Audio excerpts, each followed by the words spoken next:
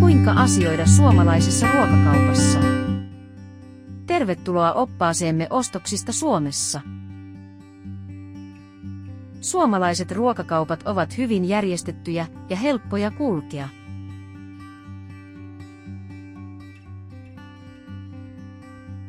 Ota ostoskori tai kärry sisäänkäynniltä.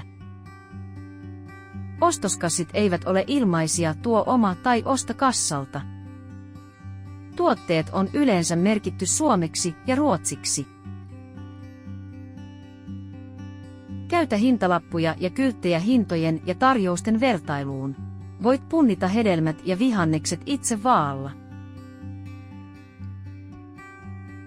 Valitse tuotteet vastuullisesti, koske vain siihen, mitä aiot ostaa.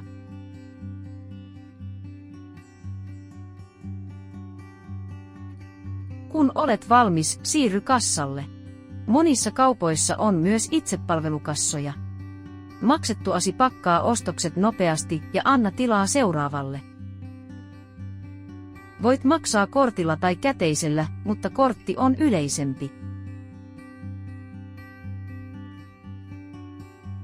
Kiitos, että asioit vastuullisesti Suomessa.